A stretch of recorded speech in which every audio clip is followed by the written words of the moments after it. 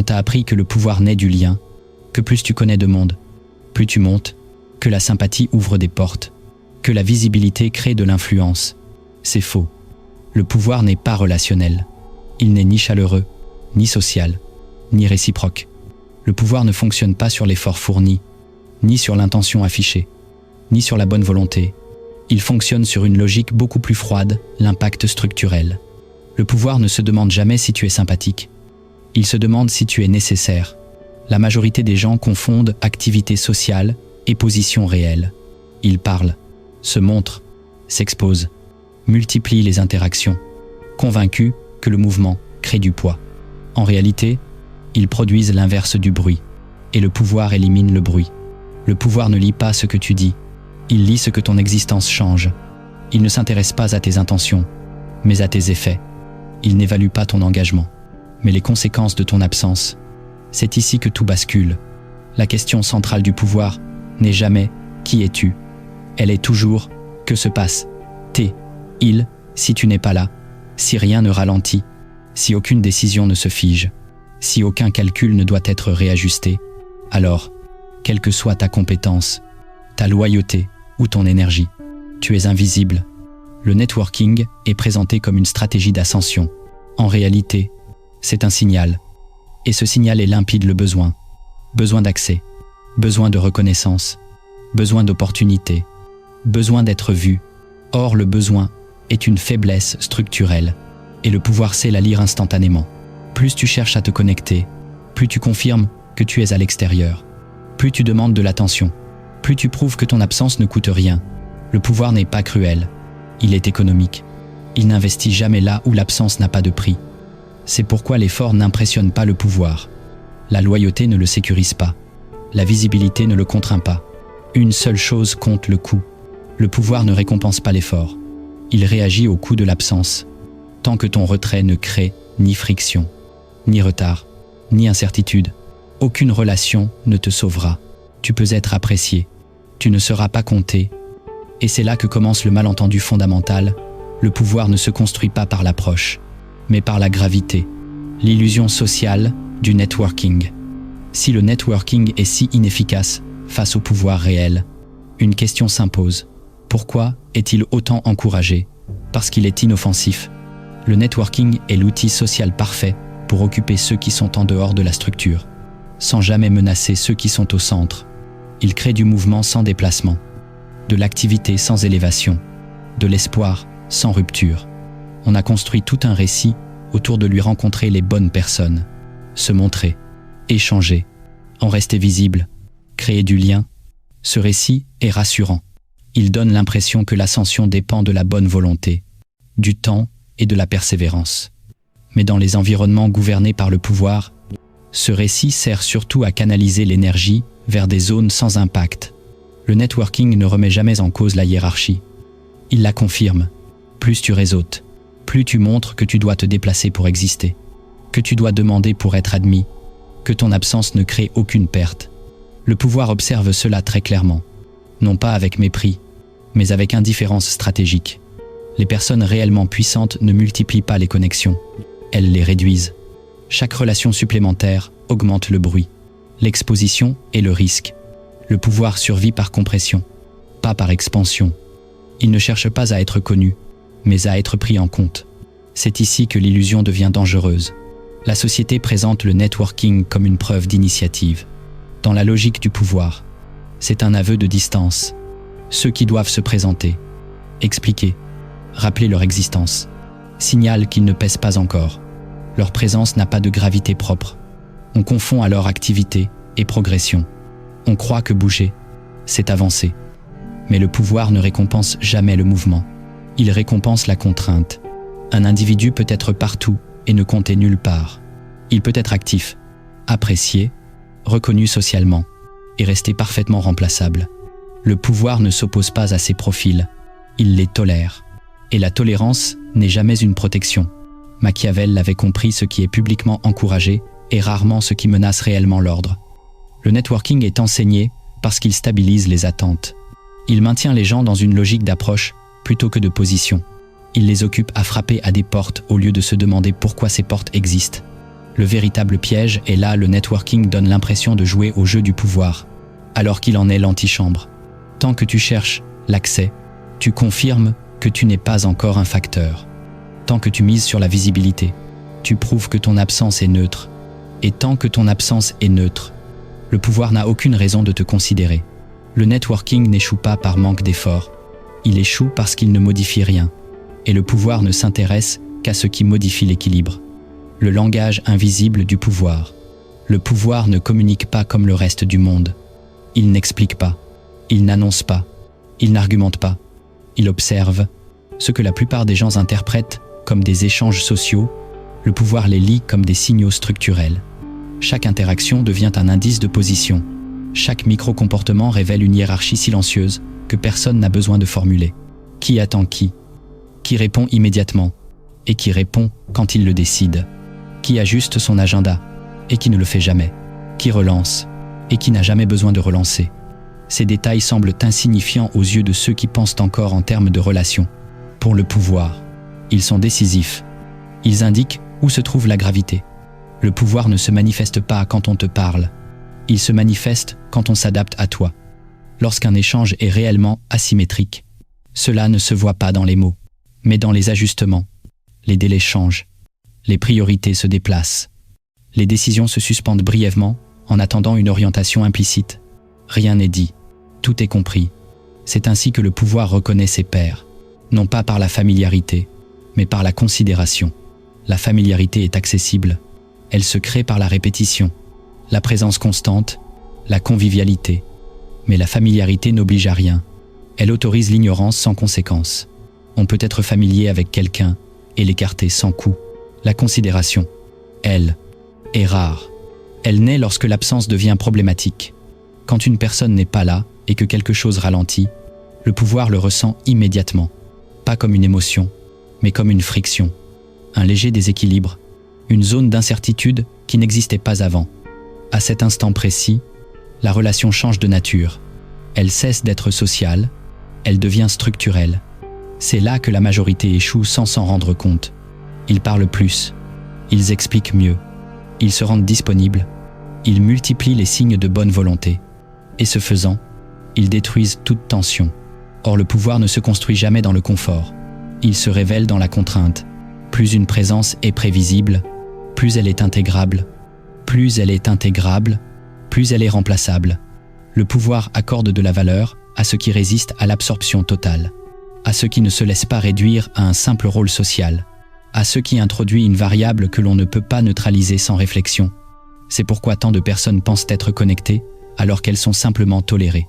Elles sont invitées, elles sont écoutées, elles sont parfois appréciées, mais leur disparition ne change rien. Et ce silence après leur départ est la preuve la plus brutale de leur position réelle. Le pouvoir ne se souvient pas de ceux avec qui il a parlé. Il se souvient de ce qui a cessé de fonctionner. Tant que ta présence n'oblige personne à ajuster son comportement. Tu n'as pas encore franchi le seuil. Tu es visible, mais tu n'es pas compté. Présent, mais non intégré. Le langage invisible du pouvoir ne s'entend pas. Il se mesure. Et ce qu'il mesure, ce n'est jamais l'intention. C'est l'impact. Utile, autre indispensable. La plupart des gens échouent près du pouvoir. Pour une raison simple, ils confondent utilité et nécessité. Être utile est facile. Être indispensable est rare. L'utilité est visible. Elle se démontre par l'effort, la compétence, la fiabilité. On résout des problèmes, on exécute correctement, on délivre des résultats. Le système apprécie cela. Il en profite, puis il apprend. Et une fois qu'il a appris, il remplace. C'est là que se trouve le piège. L'utilité évidente enseigne au pouvoir comment fonctionner sans toi. Chaque procédure clarifiée, chaque tâche maîtrisée, chaque solution répétée réduit ton mystère. Et ce qui est compris devient transférable. Ce qui est transférable devient optionnel. Le pouvoir consomme l'utilité. Il ne la protège pas. L'indispensabilité obéit à une logique différente. Elle n'est pas liée à la quantité de travail, mais à la position occupée. Une personne devient indispensable lorsque son retrait crée de l'incertitude. Quand des décisions doivent être repensées, quand le timing se dérègle, quand la coordination devient plus lente ou plus risquée. Là, le pouvoir hésite, non par reconnaissance, mais par calcul. Être indispensable ne signifie pas tout faire. Cela signifie être placé là où les décisions passent, là où l'information se croise, là où l'absence coûte plus que la présence. À ce niveau, la valeur ne se mesure plus en production, mais en friction. La majorité refuse cette transition parce qu'elle est inconfortable. Elle exige de la retenue, de ne pas tout montrer, de ne pas rendre chaque compétence parfaitement visible, de ne pas se définir uniquement par l'exécution. Elle exige de déplacer son rôle du faire vers l'impact. Machiavel l'avait compris, les princes n'attachent pas ceux qui les servent bien, mais ceux qu'ils ne peuvent pas écarter sans danger. Les serviteurs zélés sont nombreux, les points de stabilisation sont rares. C'est pourquoi être très bon n'a jamais garanti la survie près du pouvoir. Être bon rassure, être indispensable contraint, et le pouvoir protège ce qui le contraint. Il y a une différence fondamentale entre aider et stabiliser. L'aide est appréciée, la stabilité est défendue. Si ton utilité disparaît dès que tu cesses d'agir, tu n'étais qu'un exécutant. Si ton absence oblige à recalculer, tu as changé de catégorie. Le pouvoir ne garde pas ce qui fonctionne bien, il garde ce qui empêche l'effondrement. Tant que tu cherches à prouver ta valeur par l'effort, tu renforces ta remplaçabilité. Tant que ton rôle peut être absorbé sans perturbation, tu restes exposé. La sécurité ne vient pas de la performance, mais de la position. Être utile te rend visible. Être indispensable te rend nécessaire. Et dans l'univers du pouvoir, seule la nécessité protège. Les 18 règles non écrites du positionnement. Le pouvoir ne fonctionne pas avec des principes moraux. Il fonctionne avec des filtres. Il ne juge pas. Il classe. Voici les règles telles qu'elles sont réellement lues, jamais formulées. Règle 1. Ne jamais approcher le pouvoir sans levier. Approcher le pouvoir sans levier n'est jamais neutre. C'est une déclaration implicite, l'issue dépend de l'autre, pas de toi. Le levier n'est pas une menace, ni une domination visible. C'est un coût potentiel, quelque chose qui devient plus lent, plus risqué ou moins stable en ton absence. Sans ce coût, toute approche est interprétée comme une demande déguisée. Le pouvoir ne méprise pas la demande, il l'enregistre comme une position basse. Approcher sans levier, c'est accepter que l'accès compte plus que le résultat. Et dans toute hiérarchie réelle, celui pour qui l'accès est vital est déjà classé comme variable ajustable. Le levier n'ouvre pas les portes, il rend leur fermeture dangereuse. Règle 2. Ne jamais révéler le besoin. Même indirectement, le besoin fuit toujours. Par le ton, la fréquence, l'empressement, la justification excessive, même déguisée en politesse ou en enthousiasme. Il reste lisible. Le pouvoir lit le besoin comme une instabilité future. Aujourd'hui, c'est la gratitude. Demain, l'attente. Puis la frustration. Révéler le besoin, c'est exposer une dépendance directionnelle. Cela signifie que ton équilibre psychologique ou stratégique dépend d'une décision extérieure. Le pouvoir n'attaque pas ce signal. Il s'en éloigne, non par cruauté, mais par prudence. Ce qui a besoin devient imprévisible sous pression. Et l'imprévisibilité non contrôlée est un risque que le pouvoir élimine avant qu'il ne s'exprime. Règle 3. Ne jamais être trop présent. La fréquence réduit la valeur. La présence constante enseigne une chose dangereuse. Rien ne se perd en t'ignorant. Plus tu es disponible, plus ton absence devient insignifiante. La fréquence crée la familiarité. La familiarité, sans levier, crée l'indifférence. Le pouvoir protège la rareté, non pour paraître distant, mais pour préserver la hiérarchie de l'attention.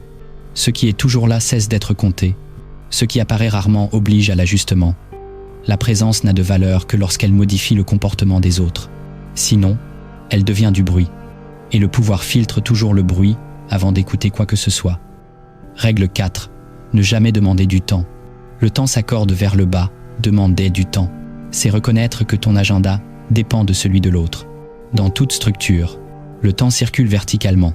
On donne du temps vers le bas, on le protège vers le haut. Le pouvoir ne refuse pas les demandes de temps par hostilité. Il les classe. Celui qui demande est identifié comme interruption, pas comme variable. Le temps se réorganise spontanément autour de ce qui résout un problème. Il ne se négocie pas. Si ta présence est nécessaire, le temps apparaît. Si elle ne l'était pas, toute demande te place plus bas dans la hiérarchie invisible. Règle 5. Ne jamais narrer sa lutte ou ses difficultés. La lutte crée de l'empathie chez les pairs. Elle crée de l'incertitude chez le pouvoir. Raconter ses difficultés, ses obstacles ou sa fatigue expose une fragilité opérationnelle, même sincère, même humaine. Cette exposition est lue comme une perte de contrôle. Le pouvoir ne cherche pas des récits, il cherche des points stables. La narration de la lutte transforme une relation structurelle en relation émotionnelle. Or, le pouvoir ne se stabilise jamais dans l'émotion. Il s'en protège, non par mépris, mais parce que l'émotion introduit de la variabilité là où le pouvoir exige de la prévisibilité. Règle 6. Ne jamais adopter la posture de l'élève. La curiosité est acceptable. La posture d'élève ne l'est pas. Se positionner comme apprenant, demandeur de guidance ou de validation, crée une verticalité immédiate. Tu peux obtenir de l'information, mais tu perds la position. Le pouvoir tolère les élèves. Il ne les intègre pas. L'élève est formé, co-utilisé, puis remplacé. Celui qui pose trop de questions, qui demande des confirmations, qui se présente comme, en apprentissage, enseigne au système où le placer. En dessous du niveau décisionnel, la posture correcte n'est pas la soumission intellectuelle, mais la cognition parallèle. Règle 7. Observer longtemps avant d'agir. Le mouvement prématuré expose agir trop vite, révèle l'absence de lecture du terrain. Le mouvement prématuré est interprété comme de l'empressement. L'empressement trahit l'insécurité de position. Le pouvoir valorise la calibration, pas la vitesse. Observer, se taire, comprendre les rythmes, les lignes de tension, les points de décision. Tout cela signale une capacité à opérer à un niveau structurel. Ceux qui parlent ou proposent trop tôt exposent leur besoin de se justifier par l'action. Le silence stratégique, lorsqu'il est dense, est lu comme une réserve de pouvoir. Règle 8. Synchroniser le rythme, jamais l'émotion. Imiter l'émotion crée de la dépendance. Synchroniser le rythme crée de la stabilité. Le pouvoir ne fait pas confiance à ceux qui réagissent émotionnellement à son humeur. Il fait confiance à ceux qui régulent. Rythme lent face à lenteur. Précision face à compression. Distance face à tension. L'émotion révèle l'exposition. Le rythme révèle le contrôle. Le pouvoir s'aligne sur ceux qui maintiennent leur cadence indépendamment du climat. La maîtrise du tempo est toujours lue comme une capacité à survivre sous pression. Règle 9. Maintenir une part d'opacité. La transparence totale dévalue. La visibilité complète supprime toute asymétrie. Quand tout est connu, intention, à limite, ambition, tu deviens prévisible. La prévisibilité réduit le coût de l'exclusion. L'opacité n'est pas le secret, c'est la sélection de ce qui est révélé. Le pouvoir protège ce qu'il ne peut pas cartographier entièrement. Une zone floue oblige à la prudence. Et la prudence est une forme de reconnaissance. Celui qui se rend totalement lisible abandonne sa capacité de surprise. Et sans surprise, il n'y a plus de levier. Règle 10. Contrôler la visibilité. Apparaître seulement quand l'impact est réel. La visibilité est une monnaie. Trop l'utiliser la dévalue. Le pouvoir n'associe pas la présence constante à la valeur. Il l'associe à la dépendance. Apparaître uniquement lorsque quelque chose se déplace. Une décision, une tension, un point critique crée une association directe entre présence et conséquence. Se retirer après l'impact augmente le poids de l'absence. C'est ainsi que la visibilité accumule de la gravité au lieu de se dissoudre dans la routine. Règle 11. Rester calme quelles que soient les circonstances. Le calme n'impressionne pas. Il inquiète légèrement, et cette inquiétude est stratégique. Le calme suggère des options. Il indique que l'issue n'est pas vitale pour toi. Le pouvoir s'éloigne de la panique, de l'urgence, de la réaction excessive. Non par jugement moral, mais parce que ces états signalent une dépendance au résultat. La constance émotionnelle stabilise l'environnement, et ce qui stabilise est protégé. Règle 12. Contenir l'expression émotionnelle. Toute fuite devient un levier contre toi. L'émotion exprimée devient information exploitable. Excitation, frustration, ressentiment, impatience. Chaque fuite révèle un point d'ancrage. Le pouvoir ne craint pas l'émotion. Il craint sa perte de contrôle. Contenir ne signifie pas supprimer. Cela signifie choisir le moment. Celui qui maîtrise la libération émotionnelle conserve l'initiative. Celui qui la laisse fuir offre un levier gratuit. Règle 13. Ne jamais offrir une loyauté sans autonomie visible. La loyauté sans alternative est de la soumission. Et la soumission est exploitée, jamais respectée. Le pouvoir valorise ceux qui pourraient partir, mais choisissent de rester. L'autonomie visible crée une tension saine. Elle signale que la relation est un choix, pas une nécessité. Sans cette tension, la loyauté devient un actif contrôlable. Et ce qui est contrôlable est remplaçable. Règle 14. Éviter toute prévisibilité prolongée. La routine tue la considération. La routine facilite la planification et la suppression. Quand ton comportement devient parfaitement anticipable, tu es réduit à une fonction. La variation stratégique maintient l'attention. Elle empêche la classification définitive. Le pouvoir se méfie de ce qu'il croit avoir entièrement compris.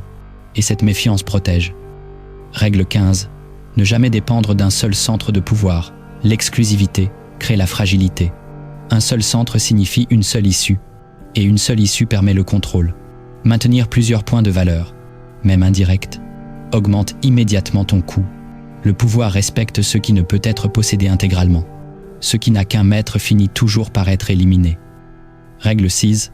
Disparaître stratégiquement après l'impact. La disparition n'est pas une fuite. C'est un repositionnement. Après l'impact, rester présent transforme la valeur en habitude. Se retirer force la mémoire. Elle oblige le système à ressentir ton absence. Et c'est dans cette sensation que naît la protection. Le pouvoir garde ce qui lui manque, quand ce n'est plus là. Règle 17. Se présenter légèrement au-dessus de son statut actuel.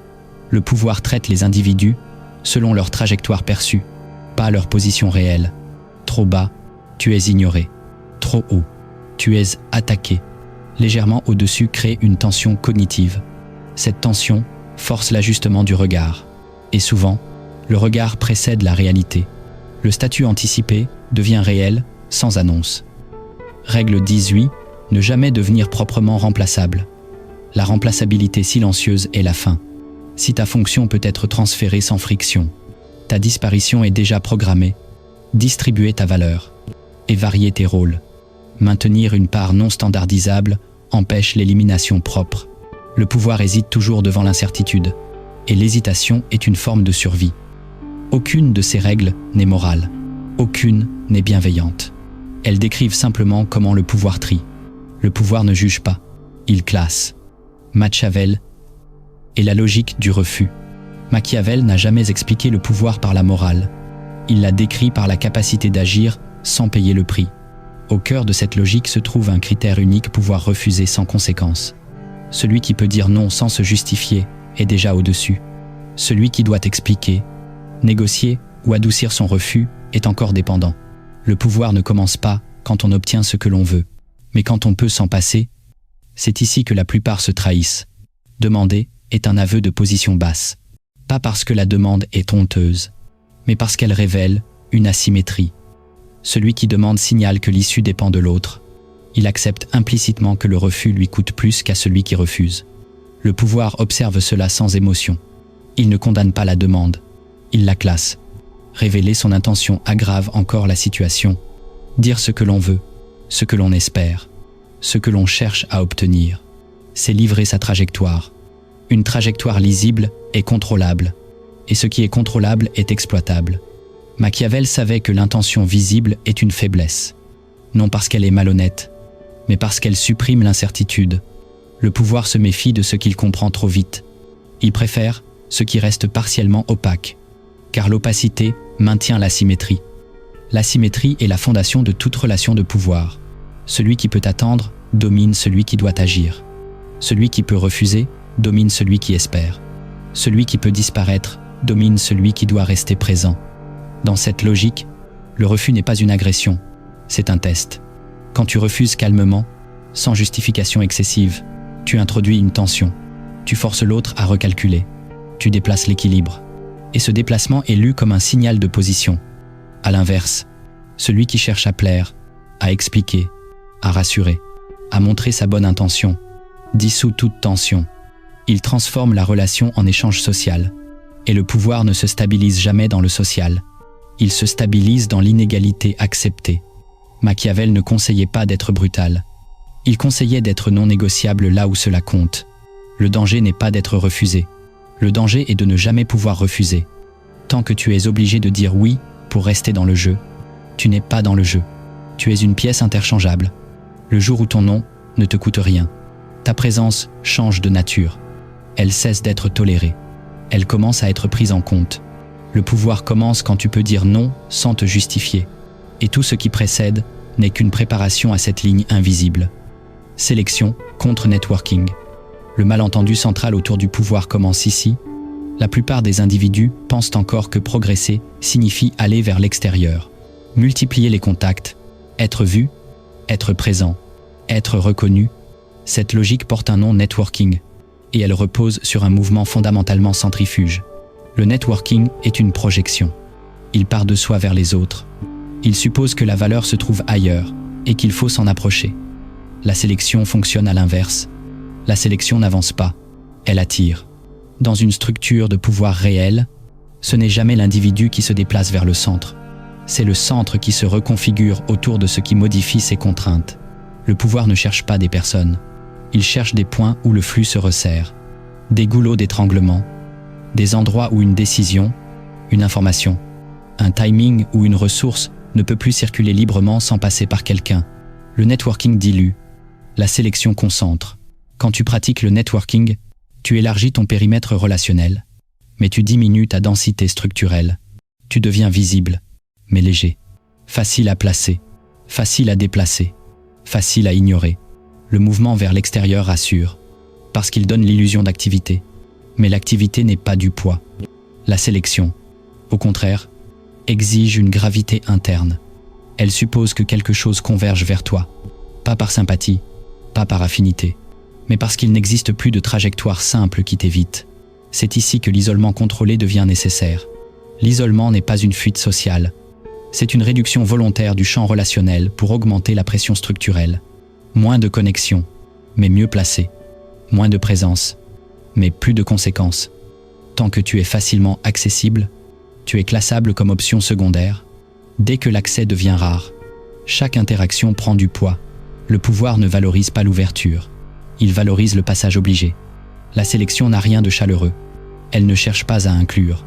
Elle cherche à retenir ce qui, s'il disparaissait, créerait un déséquilibre. Là où le networking demande « Comment puis-je entrer ?», la sélection impose une autre question. Qu'est-ce qui cesse de fonctionner sans moi à partir de ce moment ? Le jeu change entièrement. Tu ne construis plus un réseau. Tu deviens un point autour duquel le réseau se réorganise.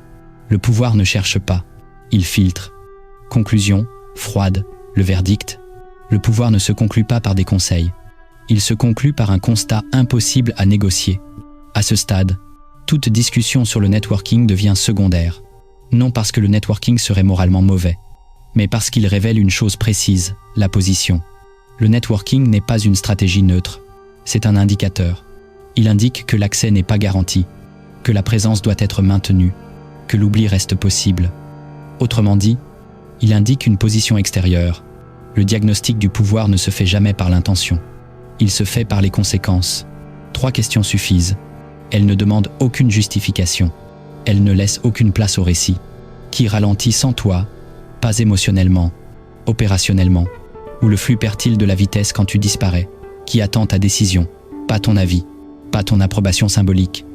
La décision sans laquelle l'action reste suspendue, qui paie le coût de ton absence, en temps, en clarté, en risque, en opportunité perdue? Si ces questions n'ont pas de réponse concrète, alors la conclusion est déjà écrite. Toutes les relations que tu entretiens sont réversibles. Elles peuvent être mises en pause, déplacées ou supprimées sans dommage. Aucun discours, aucune compétence relationnelle, aucune visibilité ne compensera cela. C'est ici que l'illusion s'effondre. Le networking n'a jamais été conçu pour donner le pouvoir. Il a été conçu pour occuper ceux qui n'en ont pas encore. Il transforme l'ambition en mouvement inoffensif. Il remplace la construction de positions par l'entretien de relations. Il maintient les individus actifs, visibles et remplaçables. Le véritable basculement n'est pas social. Il est structurel. Il survient au moment précis où tu cesses de chercher l'accès et où l'environnement commence à s'ajuster à ton absence. Quand les décisions ralentissent, quand les trajectoires deviennent incertaines, quand avancer sans toi cesse d'être confortable. À partir de là, le jeu s'inverse. Tu ne demandes plus à entrer. Tu es pris en compte. Le networking est le jeu de ceux qui sont encore à la porte. Le pouvoir commence quand tu n'as plus besoin d'y jouer.